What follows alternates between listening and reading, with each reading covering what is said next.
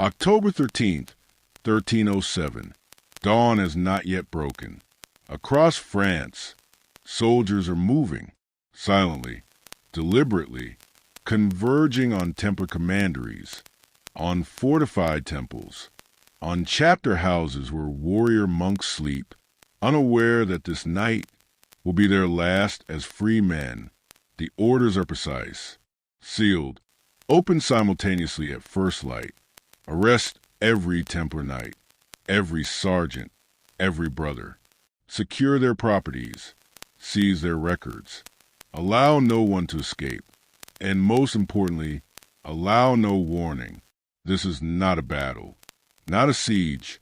This is an operation, coordinated across an entire kingdom, timed to the minute, executed with military precision. By dawn, over 1,000 men will be in chains. The most powerful military order in Christendom, destroyed in a single morning, and the world will never be the same. But here's what makes this moment haunting. The Templars were not at war with France. They were not enemies of the crown. They were not rebels or traitors or invaders.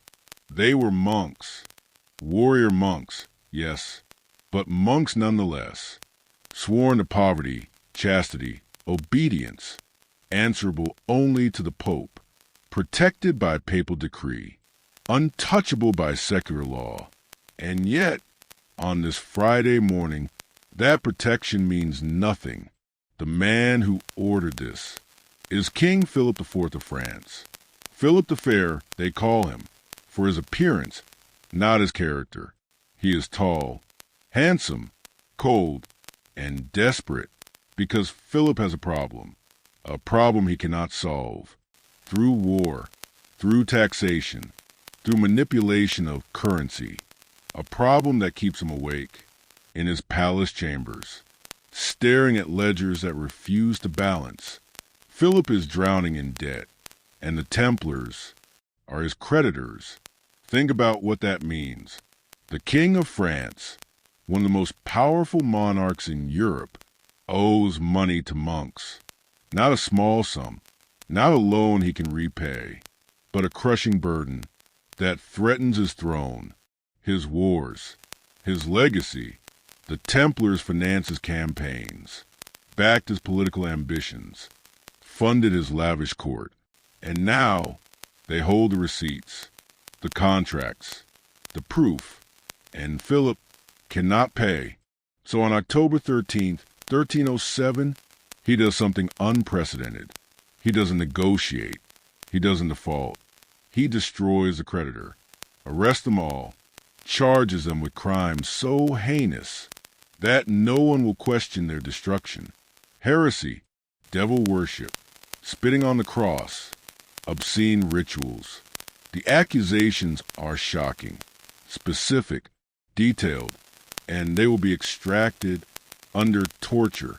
But here's what the official history rarely mentions. The night before the arrests, something happened. The Templar treasury in Paris emptied.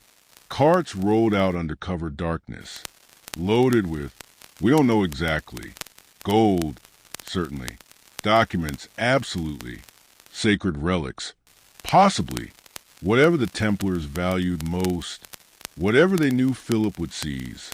It vanished, along with the Templar fleet. 18 ships, docked at La Rochelle on the Atlantic coast. Gone. By morning. No records of where they sailed. No trace of their cargo. Just gone. This raises an uncomfortable question. If the arrests were a surprise, if the Templars had no warning, how did they evacuate their treasures? The night before, someone knew. Someone warned them, but not enough to save the order. Only enough to save what? The evidence? The secrets? The knowledge? Whatever it was important enough to sacrifice the men, but save the mystery. Let's talk about what happened that morning. In Paris, in Lyon, in Toulouse and Marseille, across France, Templar knights woke to soldiers, to chains, to charges they didn't understand. Many didn't resist. They were monks, after all, trained to obey authority, expecting papal protection, believing this was some terrible mistake that would be corrected by Rome, by the Pope, by God himself. They were wrong. Within days, the torture began. The Inquisition's methods, refined over generations, of extracting confessions, the rack, the strappado, sleep deprivation, starvation, fire applied to feet, until skin cracked, until men broke, until they confessed to anything, to everything, to spitting on the cross, to denying Christ, to worshiping idols, to obscene kisses, to rituals that made no sense, but sounded horrifying, and once confessed, there was no taking it back. But here's what's strange. The confessions don't match. Knights in Paris describe one ritual. Knights in southern France describe another. The details shift. The stories contradict, as if the accusations were templates, scripts to confess to, not memories of actual events. This is what torture produces.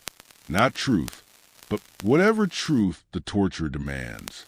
And Philip demanded a truth that justified destruction. Now, let's talk about the man who should have protected them. Pope Clement V, elected just 3 years earlier, the first pope to never set foot in Rome, based in Avignon, in southern France, under Philip's shadow. Clement was French. His election, influenced by Philip, his papacy, depended on Philip's support. And now, Philip is demanding that the Pope destroy the Templars. At first, Clement resists. The Templars are under papal protection. They can only be tried by church courts, not by royal tribunals, not by secular authorities. This is ecclesiastical law, absolute, sacred. But Philip doesn't care about sacred law. He presents Clement with a choice: cooperate or watch France break with Rome, lose the papacy's most powerful ally, face the possibility that Philip will install his own pope, an antipope, splitting Christendom. Again, so Clement compromises. He allows the trials to proceed, under papal oversight, officially, but controlled by royal inquisitors. He expresses concern about the torture, about the forced confessions, but does nothing to stop them. He orders his own investigation, finding the Templars innocent, but keeps that finding secret. We'll talk more about that document later. The Chinon Parchment, hidden for 700 years. Those are burned alive as relapsed heretics. March 18th, 1314. 7 years after the arrests, the end finally comes. Jacques de Molay, the last Grand Master of the Knights Templar, is brought to a scaffold in Paris, on the Isle de la Cite, in front of Notre Dame. He is 70 years old, broken by years of imprisonment, torture, interrogation. He had confessed years earlier, under torture, but now, as the flames are being prepared, he does something unexpected. He recants, publicly, loudly, before the crowd, before the king's representatives, before God. I confess, he says, that I am guilty of the grossest iniquity, but the iniquity is that I have lied. I lied in admitting the disgusting charges laid against my order. I declare that the order is innocent. Its purity and saintliness are beyond question. The crowd stirs. This is not the script. This is not what was supposed to happen. De Molay was supposed to die, confirming his guilt, validating the king's actions. Instead, he's declaring innocence in his final moments, with nothing left to lose. No torture can touch him now. No promises can tempt him. He speaks, knowing he will die, but choosing truth over survival. The king's men act quickly. The recantation changes the sentence. Relapse heretic. The penalty is immediate. The mole is tied to a stake, with piled around him, and as the flames rise, witnesses report, he speaks again. A curse on Philip, on Clement, on all who destroyed the Templars through lies. God knows who is wrong and has sinned. Soon a calamity will occur to those who have condemned us to death. Within a year, both men are dead. Pope Clement V dies on April 20th, 1314, just 1 month after the mole's execution. King Philip IV dies on November 29th, 1314, 8 months after. Both deaths unexpected, unexplained, leaving medieval Europe to wonder, was it coincidence? Or was the Templar curse real? But the curse, the dramatic deaths, the legend, all of that distracts from something more important. The question no one was asking in 1314, or for centuries after. What if the Templars were telling the truth? What if they were innocent? What if everything was a lie? Not just Philip's accusations, but the entire narrative, the official history, the reasons given, the crimes confessed, all of it a fabrication to justify the destruction of men who knew too much, possessed too much, threatened too much. This is where our story really begins.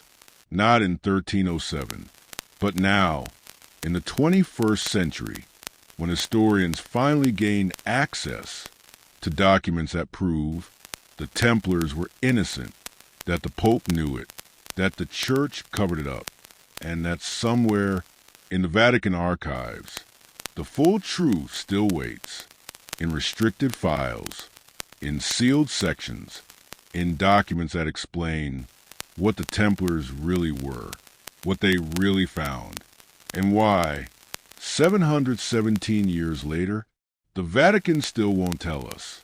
Because this isn't just history. This is institutional cover-up. This is power protecting itself. This is what happens when truth threatens authority. The Templars were destroyed, their knowledge scattered, their reputation ruined, but their secret, whatever it was, survived in the ships that sailed from La Rochelle, in the treasures that vanished, in the documents still locked away, still forbidden, still waiting for someone brave enough to ask the question, what was the Vatican hiding? And why, after all this time, do they still hide it? Who were the Knights Templar really? After all this time, do they still hide it? To answer that question, we need to understand who the Templars actually were. Not the legend, not the myth, not the image of mysterious knights guarding ancient secrets, but the documented historical reality, because before they became a mystery, they were an institution, powerful, wealthy, unprecedented, and that power, that wealth, that unprecedented authority is what made them dangerous. Long before anyone accused them of heresy, let's go back to the beginning. Jerusalem, 18 years after the First Crusade, the Holy City is in Christian hands, but barely. Pilgrims are flooding in from Europe, traveling dangerous roads, through territory still controlled by Muslim forces. Bandits prey on them. Saracen raiders ambush them.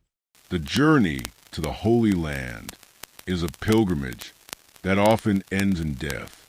9 French knights see this problem and propose a solution. They will form a military order, not just soldiers, but monks who fight, warrior monks, taking vows of poverty, chastity, obedience, but also training for battle, to protect the pilgrims, to guard the roads, to make the journey safe. They call themselves the poor fellow soldiers of Christ and of the Temple of Solomon, the Knights of the Temple, the Templars, the founding members, are led by Hugues de Payens, a French nobleman, a veteran of the Crusades, a man of genuine faith and genuine military skill. He approaches King Baldwin II of Jerusalem with his proposal. Baldwin sees the value immediately.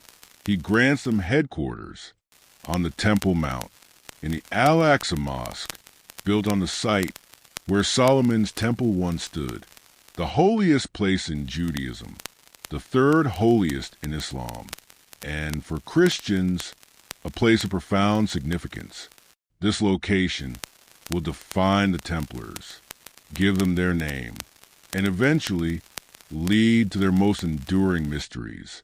But in 1119, they're just 9 knights, poor, unknown, with a simple mission: protect pilgrims.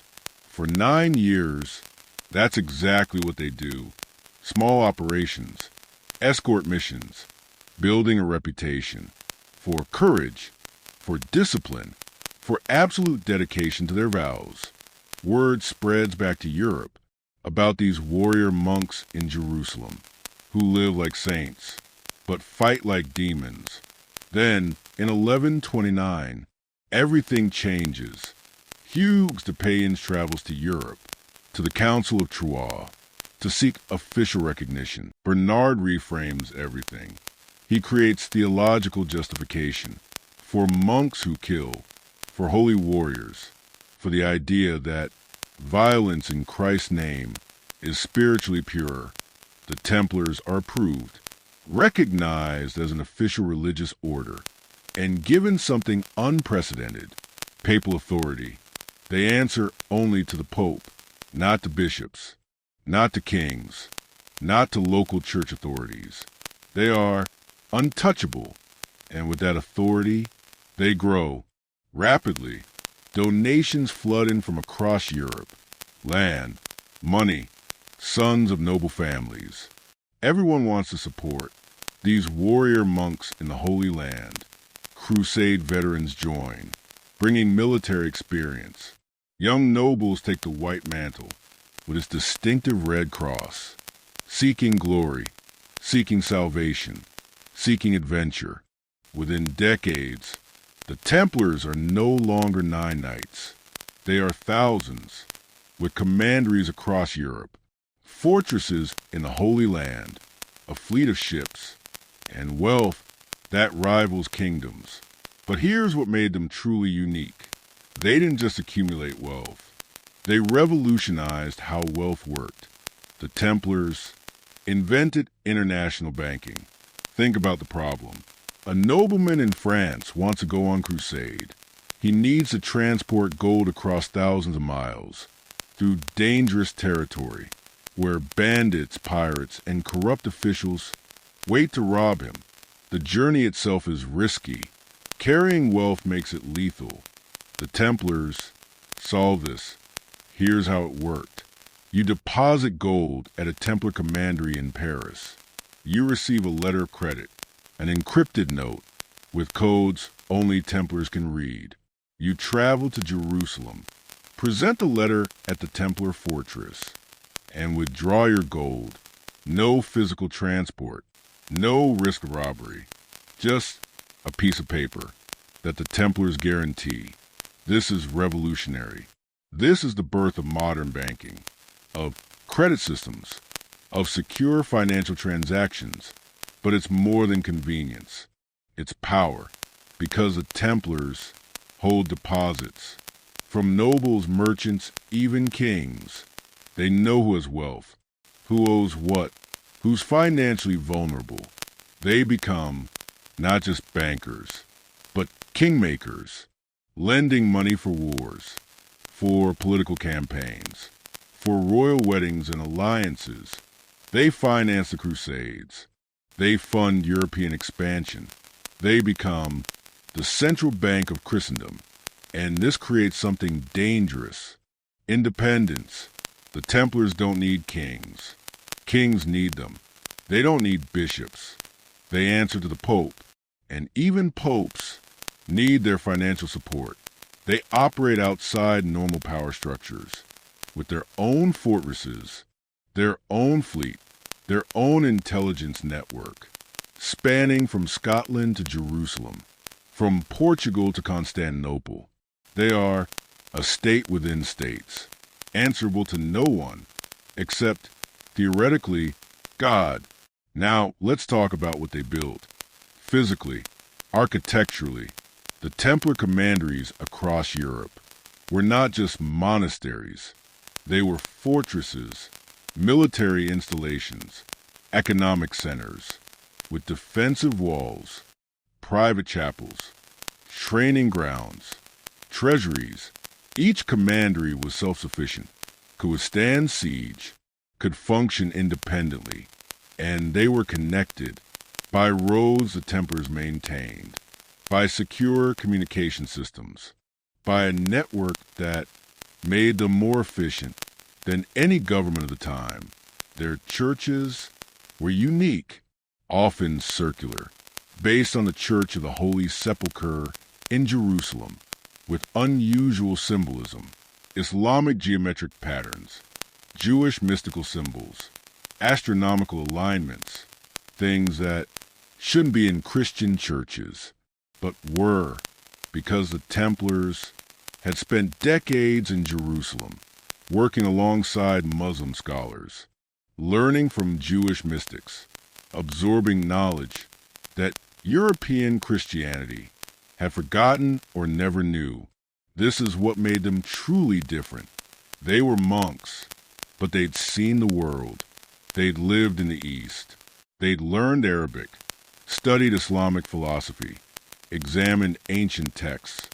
They knew that Christianity wasn't the only sophisticated religion, that Islamic scholars had preserved Greek knowledge Europe lost, that Jewish Kabbalah offered mystical insights, that the world was larger, more complex, more mysterious than European doctrine allowed, and they brought this knowledge home.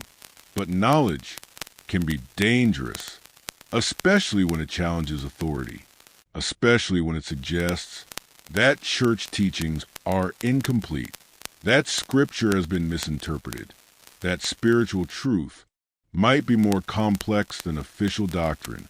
The Templars never publicly challenged the church. They were too smart for that.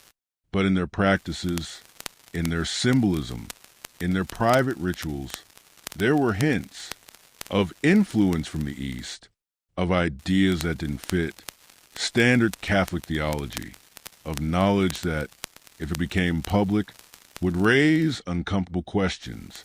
By the late 1200s, the Templars were at their peak, 20,000 members, commanderies in every Christian country, a fleet that dominated Mediterranean trade, wealth estimated at modern equivalent of billions, more money than most kingdoms.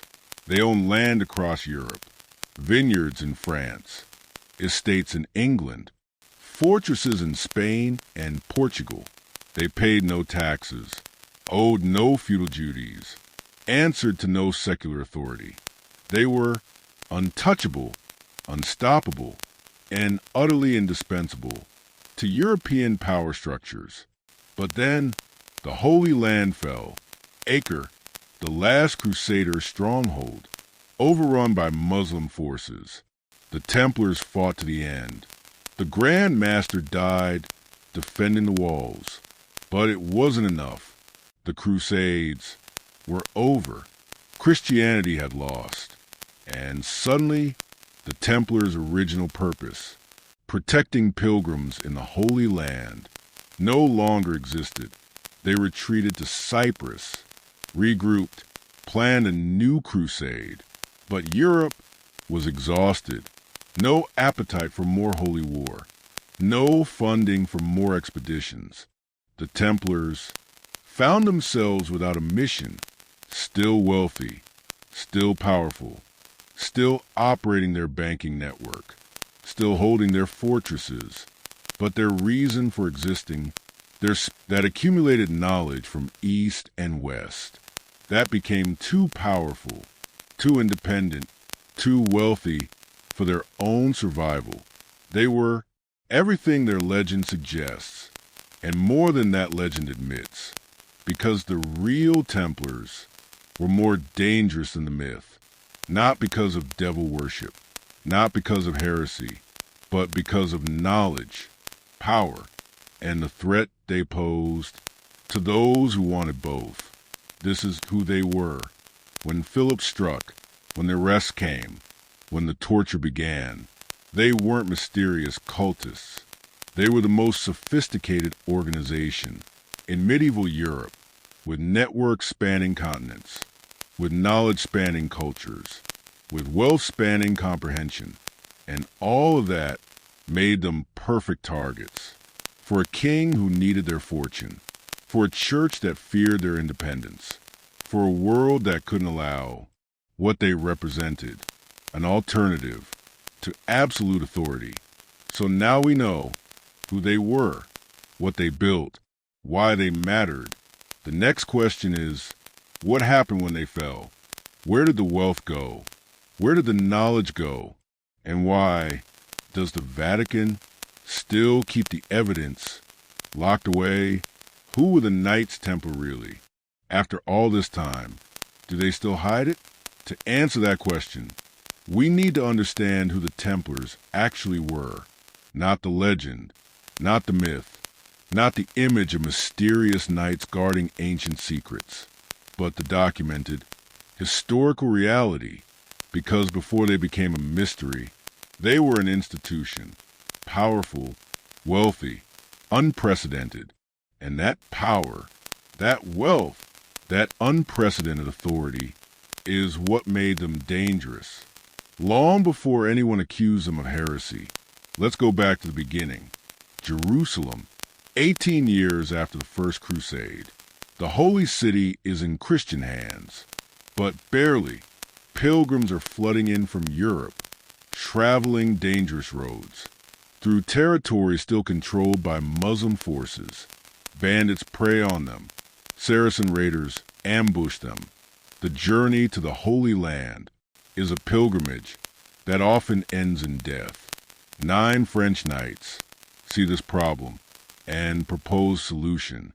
They will form a military order, not just soldiers, but monks who fight, warrior monks, taking vows of poverty, chastity, obedience, but also training for battle, to protect the pilgrims, to guard the roads, to make the journey safe. They call themselves the poor fellow soldiers of Christ and of the Temple of Solomon, the Knights of the Temple, the Templars. The founding members are led by Hugues de Payens, a French nobleman, a veteran of the Crusades, a man of genuine faith and genuine military skill. He approaches King Baldwin II of Jerusalem with his proposal. Baldwin sees the value immediately. He grants them headquarters on the Temple Mount in the Al-Aqsa Mosque, built on the site where Solomon's temple once stood, the holiest place in Judaism, the third holiest in Islam, and for Christians, a place of profound significance. This location will define the Templars, give them their name, and eventually lead to their most enduring mysteries. But in 1119, they're just 9 knights, poor, unknown, with a simple mission: protect pilgrims. For 9 years, that's exactly what they do. Small operations, escort missions, building a reputation for courage, for discipline, for absolute dedication to their vows. Word spreads back to Europe about these warrior monks in Jerusalem who live like saints but fight like demons.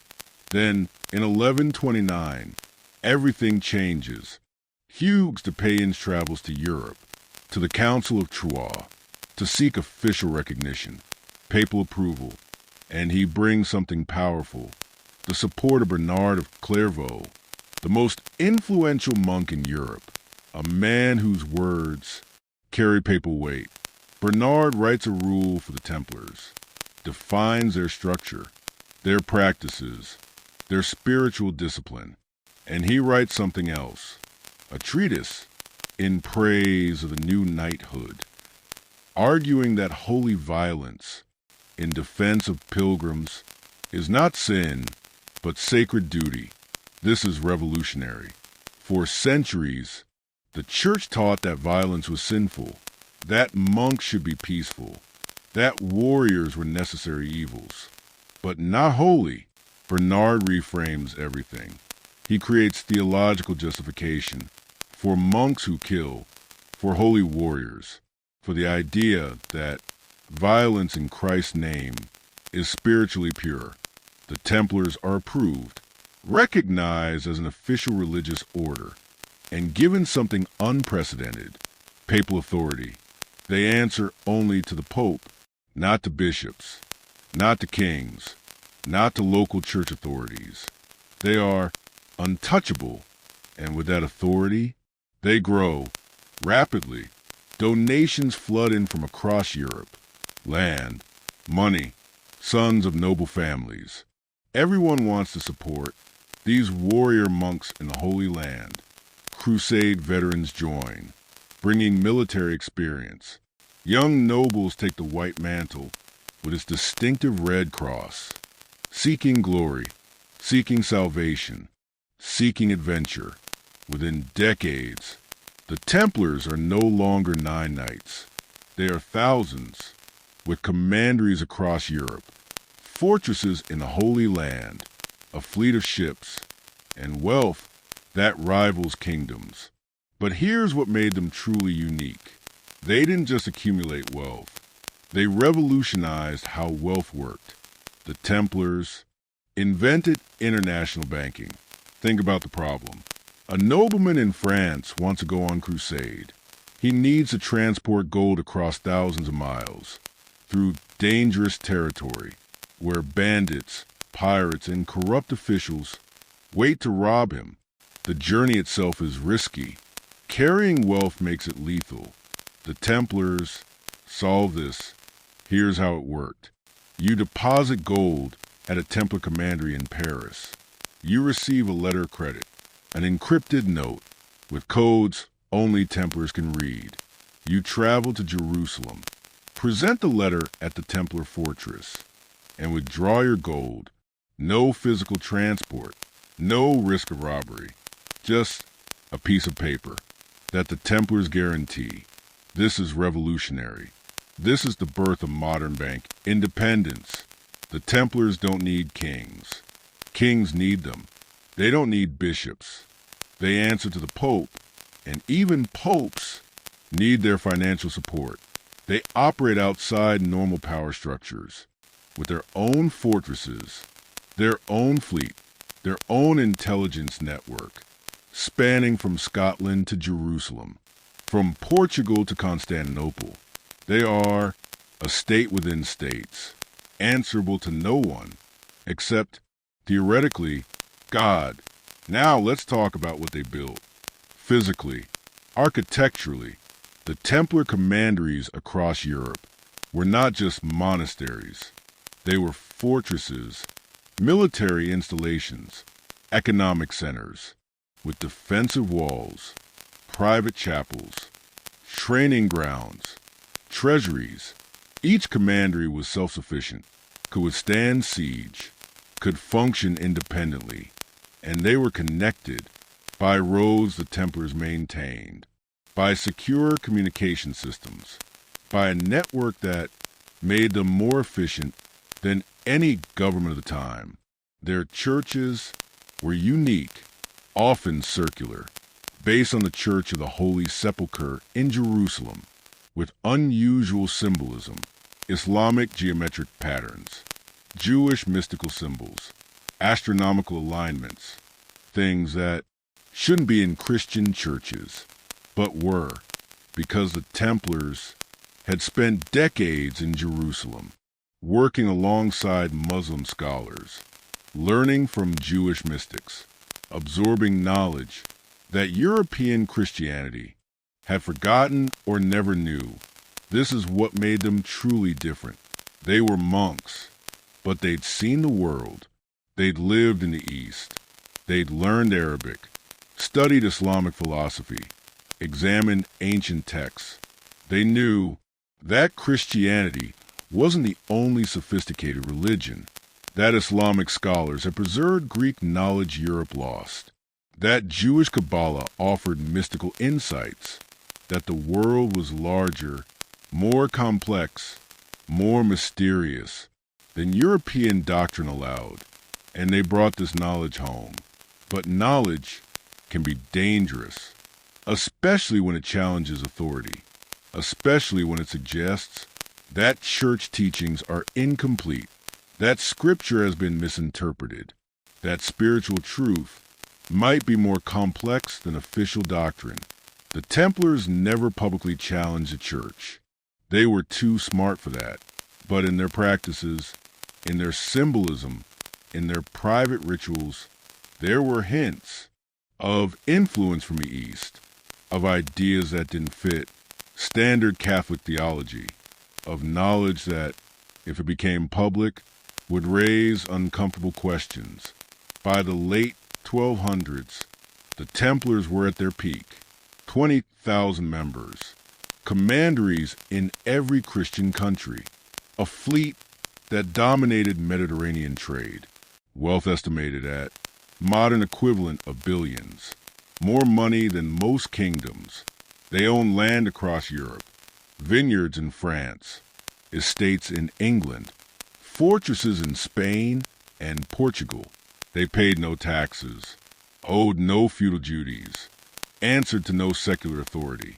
They were untouchable, unstoppable, and utterly indispensable to European power structures. But then the Holy Land fell. Acre, the last Crusader stronghold, overrun by Muslim forces. The Templars fought to the end. The Grand Master died defending the walls. But it wasn't enough. The Crusades were over. Christianity had lost. And suddenly, the Templars' original purpose, protecting pilgrims in the Holy Land, no longer existed. They retreated to Cyprus, regrouped, planned a new crusade. But Europe was exhausted. No appetite for more holy war. No funding for more expeditions. The Templars found themselves without a mission, still wealthy, still powerful, still operating their banking network, still holding their fortresses. But their reason for existing, their spiritual justification, had evaporated, and that made them vulnerable, because now kings and nobles looked at them differently, not as holy warriors, but as very rich monks, with no clear purpose, occupying valuable land, holding massive fortunes, exempt from taxes, outside royal control, and for Philip IV of France, drowning in debt. This was an opportunity, not a crusading order, a target. So when we ask, who were the Knights Templar? The answer is complex. They were warrior monks, international bankers, crusaders and diplomats, architects and scholars. They were an institution that operated outside normal structures, that accumulated knowledge from East and West, that became too powerful, too independent, too wealthy for their own survival. They were everything their legend suggests, and more than that legend admits, because the real Templars were more dangerous than the myth, not because of devil worship, not because of heresy, but because of knowledge, power, and the threat they posed to those who wanted both. This is who they were when Philip struck, when the arrests came, when the torture began. They weren't mysterious cultists. They were the most sophisticated organization in medieval Europe, with networks spanning continents, with knowledge spanning cultures, with wealth spanning comprehension. And all of that made them perfect targets for a king who needed their fortune, for a church that feared their independence, for a world that couldn't allow what they represented, an alternative to absolute authority. So now we know who they were, what they built, why they mattered. The next question is, what happened when they fell? Where did the wealth go? Where did the knowledge go? And why does the Vatican still keep the evidence locked away? The Vatican's Templar Archives still keep the evidence locked away. The answer to that question lies in a place most people will never see, deep within the Vatican Apostolic Archives, in climate-controlled vaults, behind restricted access sections, where documents from the Templar trials have been kept for over 700 years. Some are cataloged, some are accessible with the right credentials, the right permissions, the right questions, but others remain in darkness, on executions, on the dissolution of commanderies. All of this exists, all of this is cataloged, but not all of it is available. For centuries, the most important document was completely unknown, lost, or so the Vatican claimed. The Chinon Parchment, named after the castle in France, where a critical meeting took place. August 1308, Pope Clement V sent 3 cardinals to interrogate the top Templar leaders, including Jacques de Molay, the Grand Master. These were papal interrogators, not royal inquisitors, not French authorities, representatives of the Pope himself, and they conducted their investigation without torture. The cardinals questioned the Templars about the accusations, about spitting on the cross, about denying Christ, about obscene rituals, and the Templars denied everything, consistently, coherently, without the contradictions that mark confessions under torture. The cardinals investigated, examined the evidence, interviewed witnesses, and reached a conclusion. The Templars were innocent of heresy. Pope Clement V accepted this finding, secretly absolved the Templars, granted them reconciliation with the Church. This should have been the end. The charges dismissed, the order protected, but it wasn't, because political reality trumped papal authority. Philip IV demanded destruction, threatened schism, threatened to install his own pope, and Clement made a choice. He dissolved the order anyway, not because of heresy, but because of political pressure, and he kept the absolution secret. The Chinon Parchment documented this. The papal investigation, the finding of innocence, the secret absolution, the proof that the entire trial was a lie, that the Templars were destroyed despite being found innocent, that the Church knew the truth and suppressed it for 700 years. This document should have been in the papal registers, should have been accessible to historians, should have been known, but it wasn't. It was lost, or so the Vatican said, until September 2001, when paleographer Barbara Frail was conducting research in the Vatican Archives, going through manuscripts, checking catalog entries, and she found something, a parchment, misfiled in the wrong collection, dated August 1308, from Chinon, the lost document. Not lost, just hidden. The discovery was explosive. Proof that Pope Clement absolved the Templars. Proof that the Church knew they were innocent. Proof that the dissolution was political, not theological. The Vatican's response was interesting. They didn't deny it, didn't claim the document was forged. Instead, they published it in 2007 in a limited edition book, $8,400 per copy, 800 copies printed, making the evidence technically public, but practically inaccessible. But here's what scholars immediately asked. if this document was misfiled. For 700 years, what else is misfiled? If the most important exoneration was hidden in the wrong collection, what other critical documents are similarly misplaced? And was it really an accident? Because misfiling is a very convenient way to make something disappear without technically destroying it. You preserve the document, maintain the archive's integrity, but ensure no one finds it for centuries. So let's talk about what else exists. What we know is in the Vatican Archives, but remains restricted: the complete trial transcripts. We have some published over the years, but not all, not the full proceedings, not every interrogation, not every confession, and more importantly, not every recantation, because many Templars, after confessing under torture, recanted when the torture stopped. Those recantations are documented, but most are not accessible.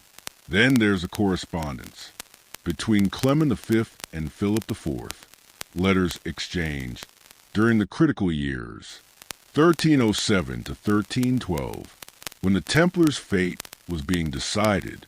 We have some of these letters, the ones that show Clement trying to maintain church authority, Philip demanding cooperation, but we don't have all of them. The private negotiations, the threats Philip made, the concessions Clement offered. Those letters, if they survive, are restricted. Why? Because they would show exactly how much pressure Philip applied, exactly how much the church compromised, exactly how cynical the entire process was. These letters would document a pope being blackmailed, a church surrendering justice for political survival. This isn't speculation. We can infer this from the letters we do have, from the timeline of events, from the historical context. But the explicit evidence, the smoking gun correspondence, remains sealed. Then there are the financial records. The Templars kept meticulous accounts. Every transaction documented, every loan recorded, every deposit logged. When Philip seized Templar properties, he seized these records.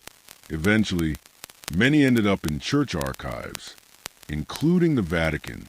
These records would show exactly how much Philip owed, exactly how much the Templars were worth, exactly who else had financial relationships with them, which nobles, which bishops, which kingdoms.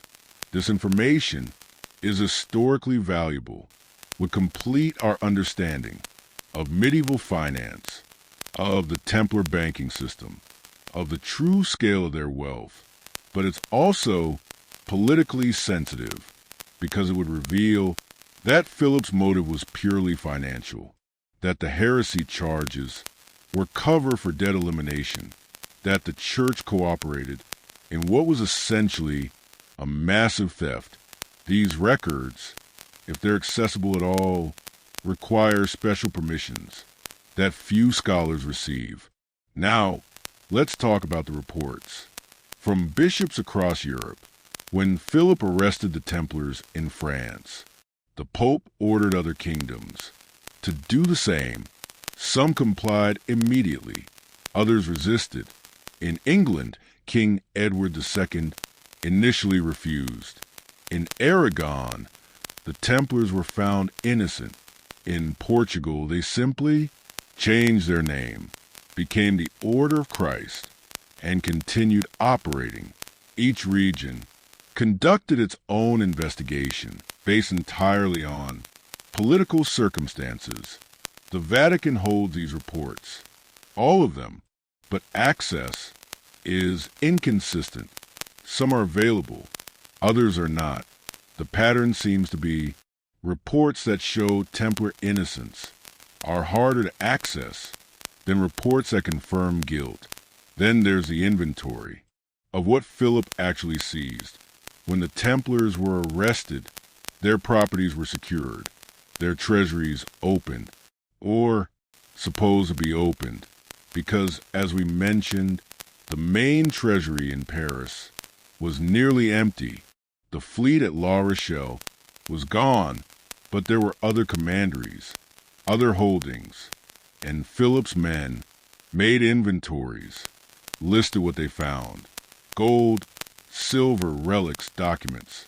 These inventories should tell us what the Templars had, what was seized, what was missing, but the complete inventories are not fully available. We have fragments, pieces, enough to know they exist, not enough to understand the full picture. And the question is, what are we not seeing? What items were listed that the Vatican doesn't want known? Sacred relics that shouldn't exist? Documents that prove uncomfortable truths? Evidence of the knowledge the Templars possessed? Here's what we need to understand. The Vatican Archives are not designed to hide everything. They're designed to control access, to manage information, to release what supports the institutional narrative, and restrict what complicates it. This is not unique to the Templars. This is standard practice for any institution with a long history and sensitive documents. But with the Templars, the restriction is particularly noticeable because the Chinon Parchment changed everything. It proved that the Vatican had been hiding the truth about the Templars, not for decades, for centuries. And if they hid that, what else are they hiding? Scholars started asking for access to related documents, for complete trial records, for unrestricted correspondence, and the answers they received were revealing. Some requests granted, many denied, always with the same explanations: under review, requires special permission, not available for research at this time.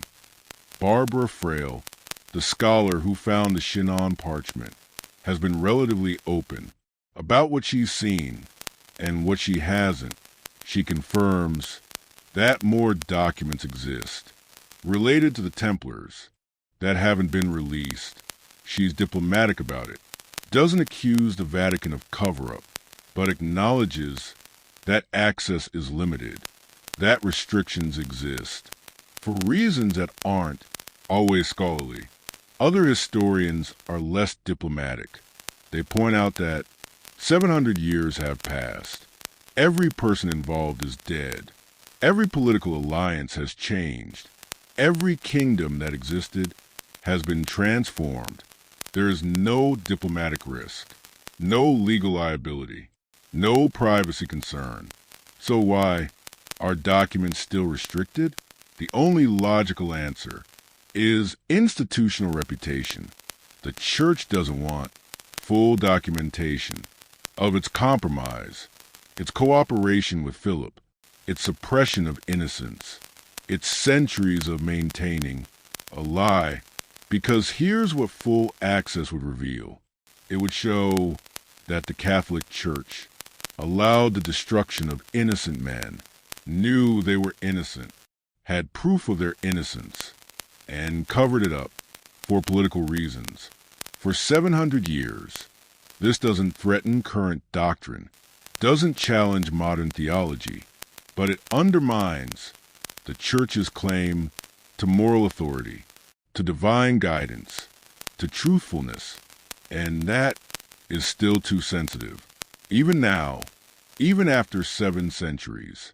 So the documents wait in the Vatican Archives, some accessible, some restricted, some lost, like the Chinon Parchment was lost, cataloged incorrectly, filed in the wrong collection, waiting for someone to stumble upon them, or for the Church to decide the time has come, to release what it knows, to admit what it hid, to let history finally see what really happened to the Knight Templar. But until that day, we work with fragments, pieces of the puzzle, enough to know the official story is false, enough to prove the Templars were innocent, enough to understand that their destruction was about power, not heresy, but not enough to know everything, not enough to see the complete picture, not enough to answer the deepest questions. What did the Templars really know? What did they really find? And why, after all this time, does the truth still threaten power? King Philip's debt problem still threaten power? To understand that, we need to talk about money, not theology, not heresy, not spiritual corruption. Money, because that's what this was really about. From the very beginning, the arrest of the Templars, the torture, the executions, the dissolution of the order, all of it was a solution to one man's financial crisis. King Philip IV of France, Philip the Fair, and his debt problem. Let's talk about Philip. Born in 1268, became king in 1285. At just 17 years old, handsome, tall, cold blue eyes, a face like a statue, emotionless, calculating. They called him the Fair for his appearance, not his character, because Philip was anything but fair. He was ruthless, manipulative, and increasingly desperate. When Philip took the throne, France was the most powerful kingdom in Europe, the largest, the richest, the most influential. But power is expensive. Wars drain treasuries. Court life demands luxury. Political alliances require bribes, gifts, strategic marriages. And Philip spent lavishly on wars with England, on conflicts with Flanders, on crushing internal rebellions, on maintaining a court that would impress rivals. By the early 1300s, Philip had a problem. The royal treasury was empty. This wasn't unusual. Medieval kings rarely had enough money. They borrowed constantly from merchants, from nobles, from the church. But Philip's situation was different. He wasn't just in debt. He was drowning, and he'd already tried everything. First, he raised taxes, squeezed the peasants, demanded more from nobles. But there's a limit. Push too hard, and you trigger rebellion. Philip learned this when French nobles united against him, forced him to back down. Taxes weren't the solution. Next, he debased the currency. This is an old trick. You call in all the gold coins, melt them down, mix in cheaper metals, mint new coins with the same face value, but less actual. Doesn't actually go away. It just becomes harder to manage. Philip needed a different solution. Then he found one. In 1306, Philip expelled the Jews from France. All of them, gave them 1 month to leave, and seized their property, their homes, their businesses, their gold, everything. This was not original. England had done it in 1290, but it was effective.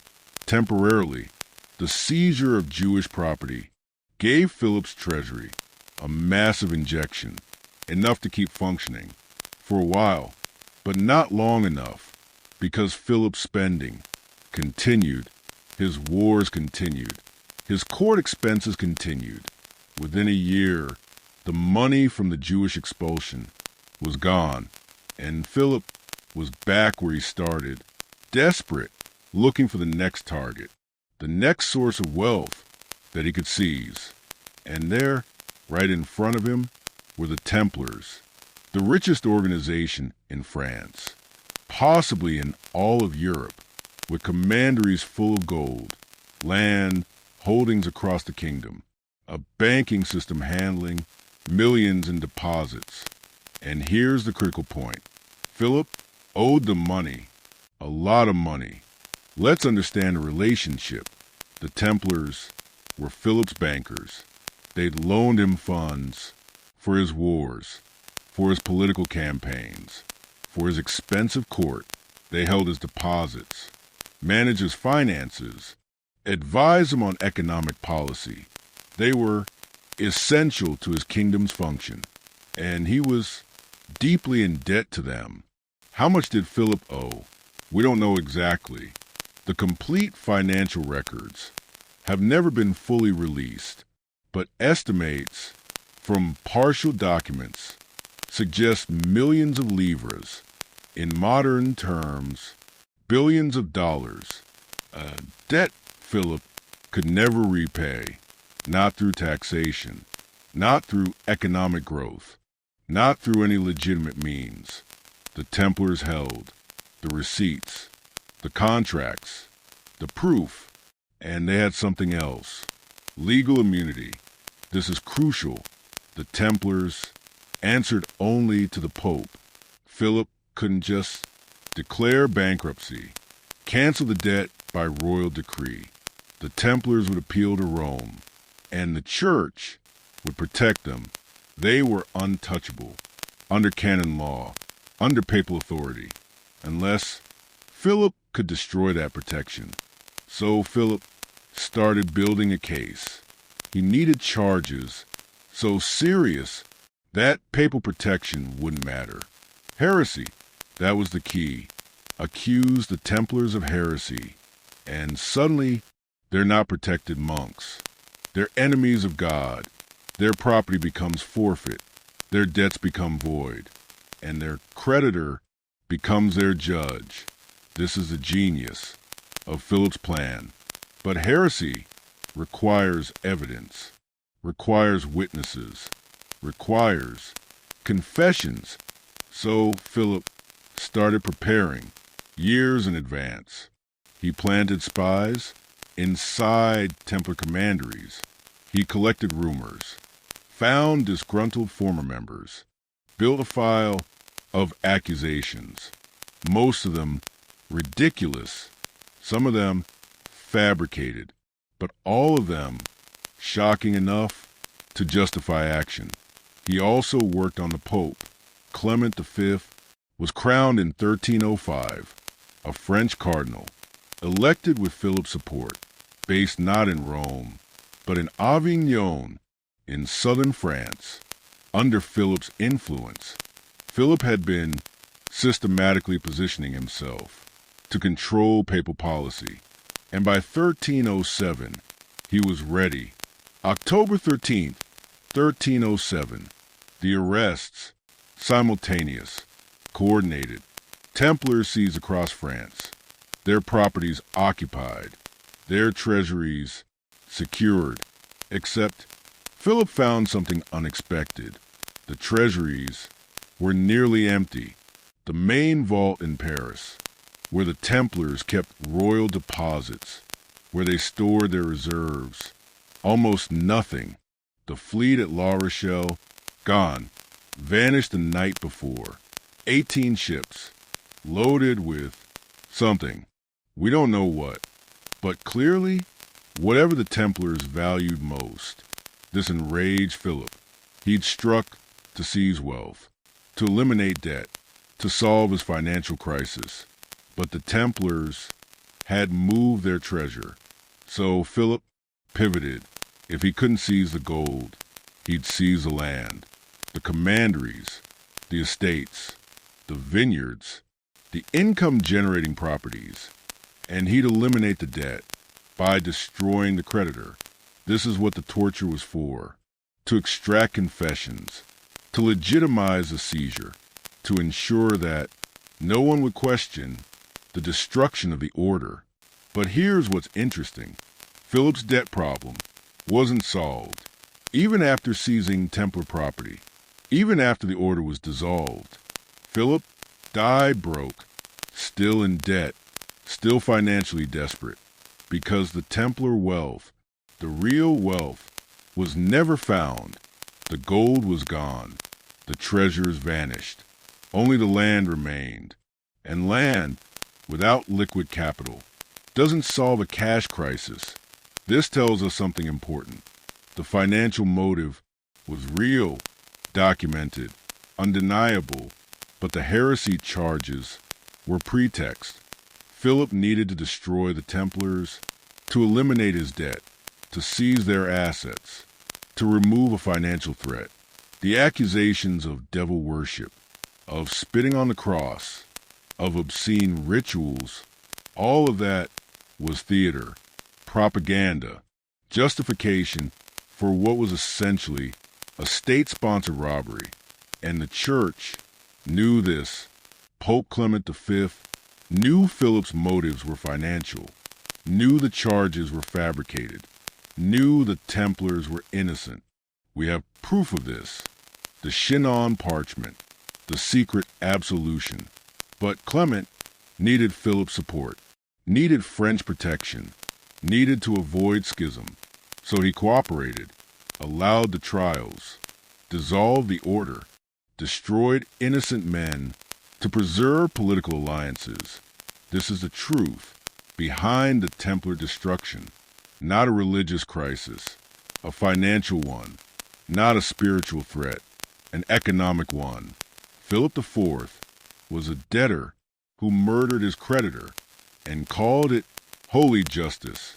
The Templars were bankers who became too powerful, too independent, that chose politics over justice, money over truth, and that evidence still threatens the institution's reputation. Even now, even 700 years later, the charges that made no sense, even 700 years later. But to understand why the church still protects these secrets, we need to examine the accusations themselves, the charges that justified destruction, the confessions extracted under torture, the bizarre, shocking claims that turned warrior monks into heretics. Because when you actually read them, when you analyze the testimonies, when you compare the stories, something becomes clear. These charges don't make sense, not historically, not logically, not even internally consistent. They're theater, propaganda, designed to shock, not to inform, but buried within the fabrication are hints of something real. Let's start with the main accusations, the ones that appeared in almost every confession. First, denying Christ. The Templars were accused of, during their initiation ceremony, being required to deny Christ 3 times, to spit on the cross, to trample it underfoot, and to declare that Christ was a false prophet. This is a foundation charge, the one that makes them heretics, the one that justifies everything that follows. But think about this logically. The Templars were founded to protect Christian pilgrims. They took monastic vows. They attended Mass daily. They built churches. They died defending the Holy Land. For nearly 200 years, they were the most visible, most public, most documented Christian military order in existence. Thousands of members, interacting with bishops, popes, kings, operating openly across Europe. And no one, in 2 centuries, noticed they denied Christ. The accusation is absurd, but it was essential because heresy was the only charge that could override papal protection, the only crime that made Templar immunity irrelevant. So Philip needed this confession, no matter how illogical, no matter how contradictory to their documented history. And under torture, men confessed. The second major charge was worshiping an idol, a head called Baphomet. Different confessions described it differently. Some said it was a skull. Some said a cat. Some said a bearded man's head. Some said it had 3 faces. Some said it was made of wood. Others said silver or gold. The descriptions were wildly inconsistent, but all agreed the Templars worshipped it, prayed to it, believed it could grant them wealth and power. This is fascinating because Baphomet became legendary, the mysterious Templar idol, Occultists claimed it represented hidden knowledge, esoteric wisdom, the divine feminine. But here's the problem. No such idol was ever found. When Philip's soldiers raided Templar commanderies, seized their properties, they found nothing, no skulls, no mysterious heads, no idols of any kind. If the Templars worshipped Baphomet so centrally, why was there no physical evidence? Some historians suggest Baphomet is corruption of Muhammad, that the charge was really accusing Templars of converting to Islam. This makes more sense historically. The Templars spent decades in the Holy Land, interacting with Muslim scholars, learning Arabic. Some may have been influenced by Islamic philosophy, but worshiping Muhammad? That's not how Islam works. Muslims don't worship Muhammad. They worship Allah. Muhammad is a prophet, not a god. So even this interpretation doesn't quite fit. The third charge was obscene rituals. During initiation, new members were allegedly required to kiss senior members on the mouth, on the navel, on the base of the spine, and to agree that if a brother requested sexual relations, they couldn't refuse. This charge was designed to shock, to disgust, to make the Templars seem morally corrupt, sexually deviant. In medieval Europe, homosexuality was considered one of the gravest sins, worthy of death. But again, consider the context.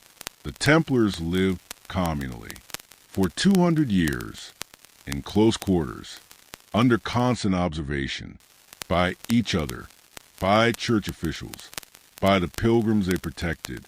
If these practices were standard, why did no one notice?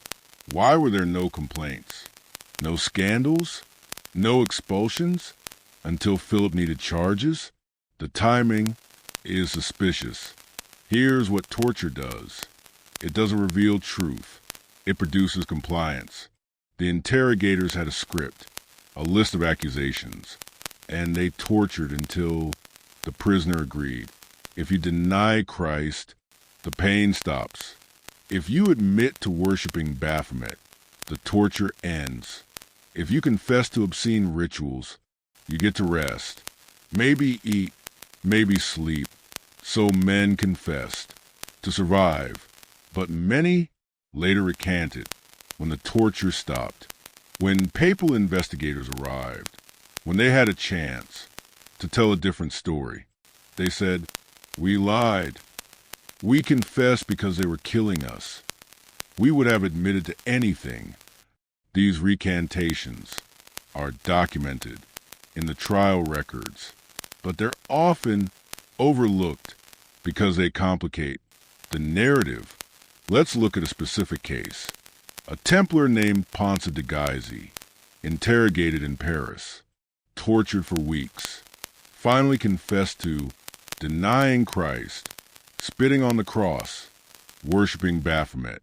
All of it, then, when brought before papal commissioners, without torture, he recanted everything, said he'd been threatened.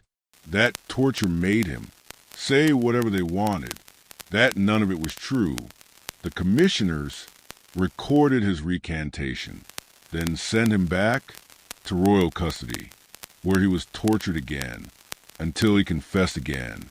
This cycle repeated with dozens of Templars.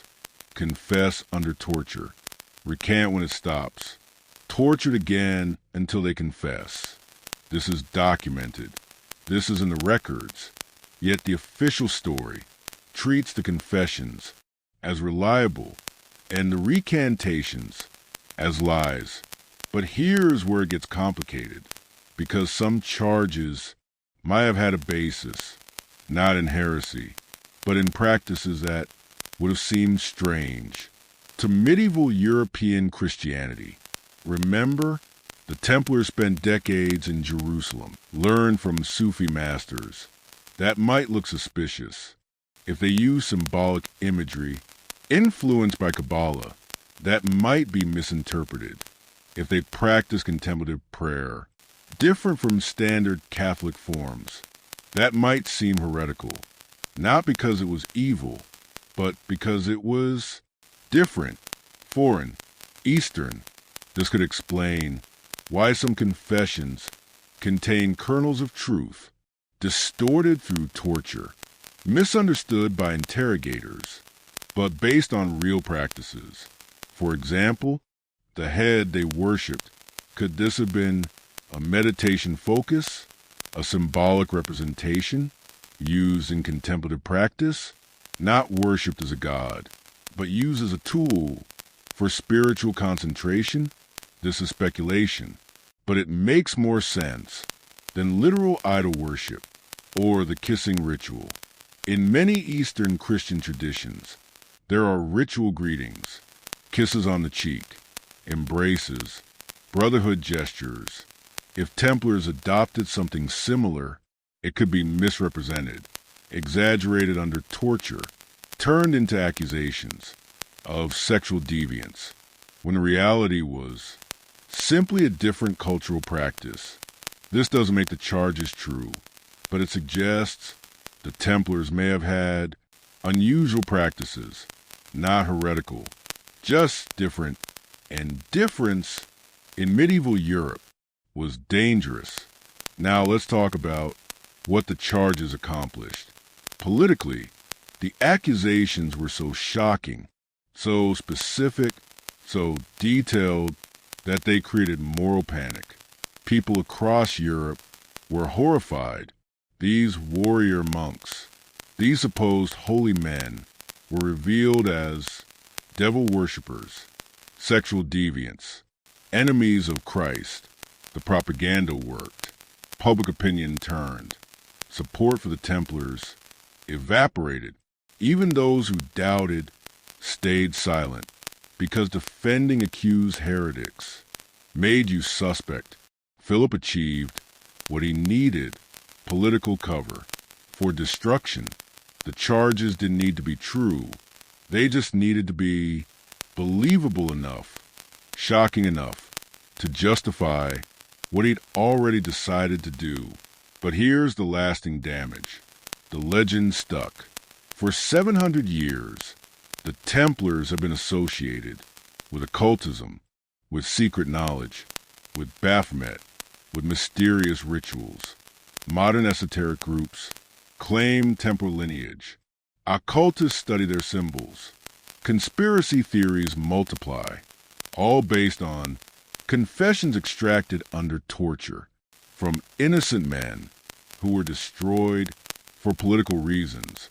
Yet within the fabrication, there may be truth, not the truth Philip claimed, but a different truth, that the Templars did possess knowledge from the East, from their time in Jerusalem, from their interactions with Islamic and Jewish scholars, knowledge that challenged European Christian orthodoxy, not by denying it, but by expanding it, by suggesting there were other paths to God, other ways to pray, other spiritual truths. And that knowledge, that openness, that intellectual independence was the real heresy, not worshiping false gods, but questioning whether the church had a monopoly on truth.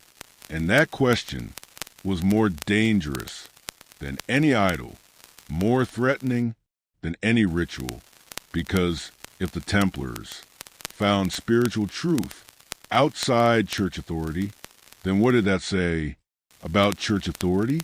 This is what the charges hide, not devil worship, but the possibility that the Templars knew something the church didn't, or worse, something the church didn't want anyone to know, what the Templars learned in Jerusalem. So let's talk about Jerusalem, about what the Templars actually did there for nearly 2 centuries. Not just fighting, not just protecting pilgrims, but learning, exploring, discovering. Because when 9 French knights set up headquarters on the Temple Mount. They weren't just occupying a building. They were positioning themselves at the crossroads of three faiths, at the site of Solomon's Temple, at a place layered with history, mystery, and according to legend, hidden treasures, both physical and spiritual. Let's start with the location itself. The Temple Mount, for Jews, the holiest site in Judaism, where Abraham nearly sacrificed Isaac, where Solomon built the first temple, where the Ark of the Covenant was kept, where the Holy of Holies stood.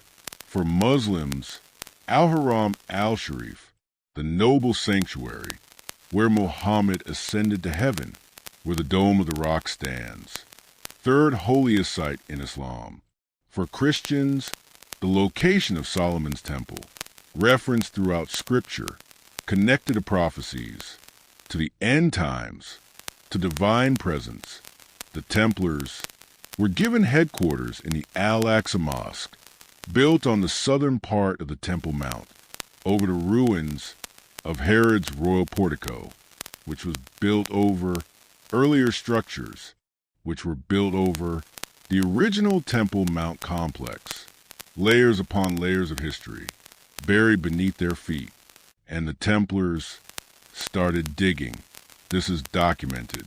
Contemporary accounts mention Templar excavations beneath their headquarters. They weren't hiding it.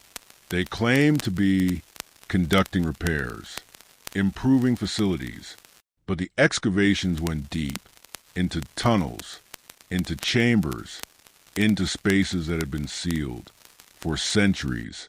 What were they looking for? The official answer is nothing specific, just general exploration. But that doesn't make sense. Medieval excavation was dangerous, expensive, labor-intensive. You didn't dig without a reason, without believing there was something to find. And the Temple Mount had legends. Jewish texts spoke of hidden chambers beneath the temple, where sacred objects were concealed before the Babylonian destruction, before the Roman siege. The Ark of the Covenant, the menorah, sacred scrolls, temple treasures, the Copper Scroll, one of the Dead Sea Scrolls, discovered in 1952, lists 64 locations where temple treasures were hidden, many beneath the Temple Mount. This scroll was written around 70 AD, after the Romans destroyed the Second Temple. Someone documented where sacred objects were buried, and that document survived, hidden in a cave near Qumran. For 2,000 years, did the Templars know about similar texts? Did they have access to Jewish traditions about what lay beneath? But it wasn't just archaeology. The Templars spent decades in a multicultural environment. Jerusalem under Crusader rule was not religiously homogeneous. Yes, Christians controlled it, but Muslims remained, Jews remained. Eastern Christians with different traditions were everywhere, and something remarkable happened. Cultural exchange, intellectual dialogue, the kind that medieval Europe rarely experienced. Islamic scholars had preserved Greek philosophy, works by Aristotle, Plato, Euclid, that had been lost in Europe during the Dark Ages. They'd advanced mathematics, invented algebra, developed sophisticated astronomy, created medical texts far beyond European knowledge. The Templars had access to this.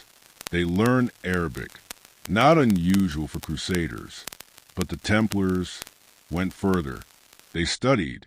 There's evidence in Templar architecture when they returned to Europe and built churches, commanderies. They incorporated Islamic elements, geometric patterns, mathematical proportions, pointed arches, design principles from Islamic architecture. This wasn't just aesthetic. This was knowledge, understanding of geometry, of sacred proportions, of how architecture could encode meaning, could create spiritual experiences through mathematical harmony. Then there's the evidence in their organizational structure.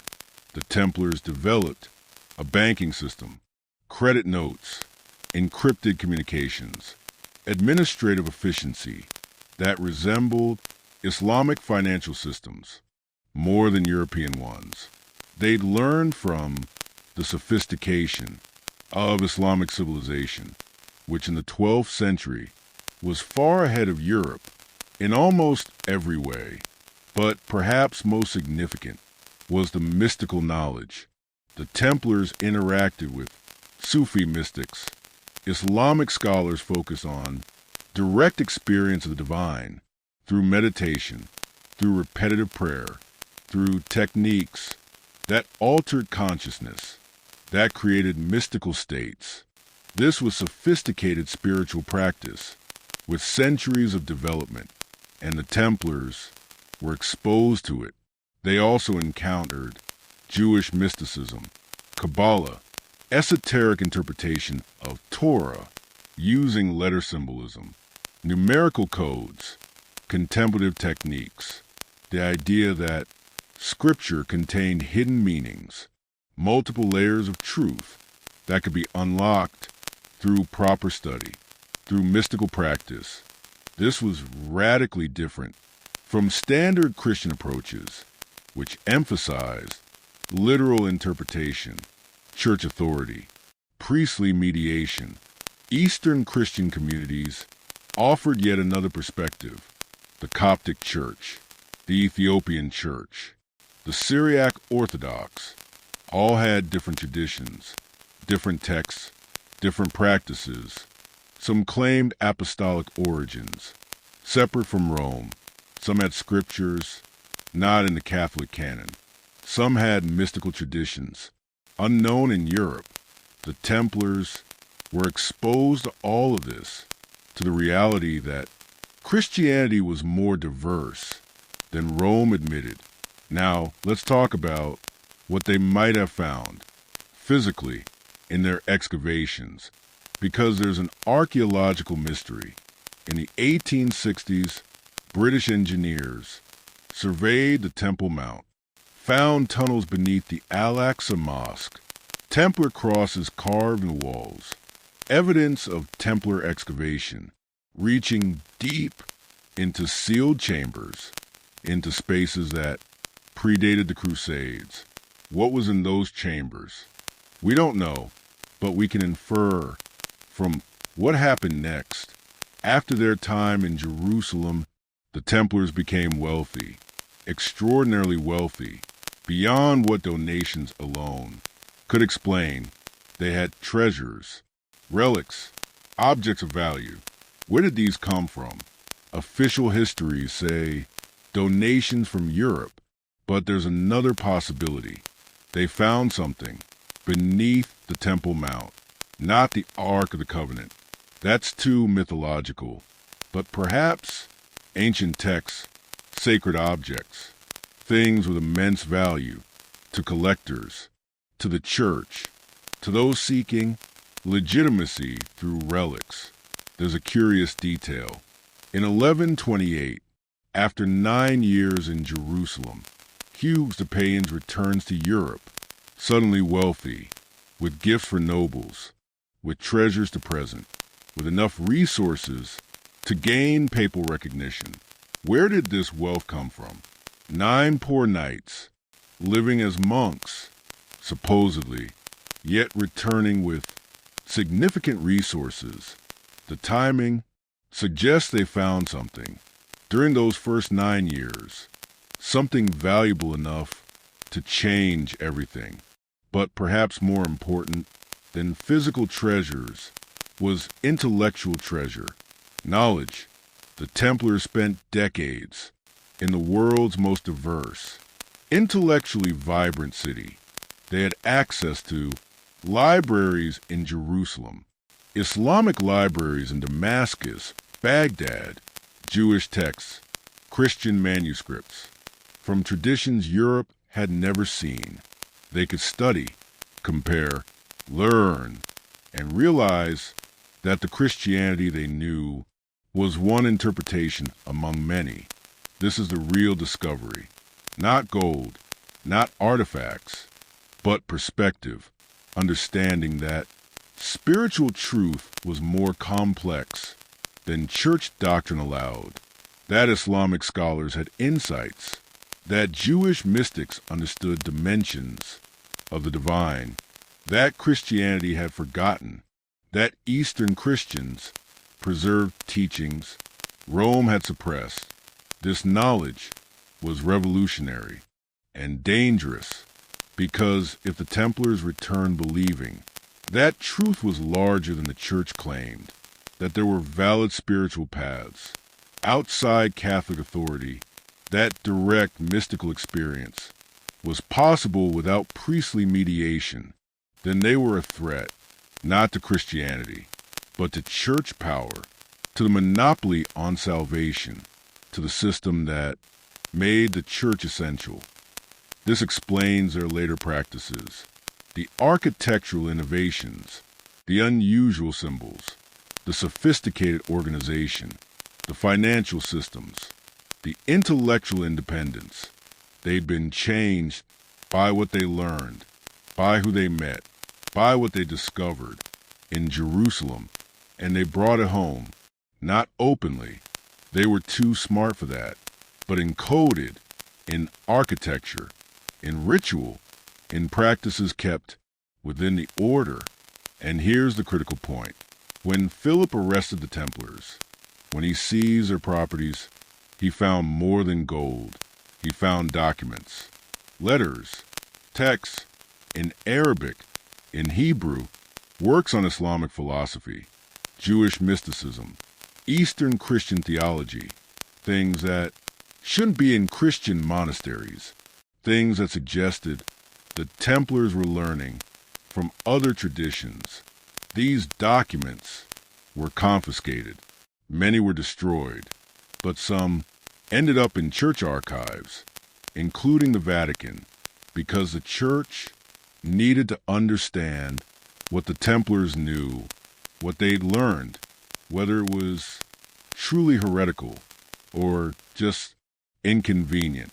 And those documents, those texts the Templars collected, those translations they made, those insights they gained, they're still there in restricted sections, cataloged as materials from dissolved orders or confiscated texts, or simply not cataloged at all.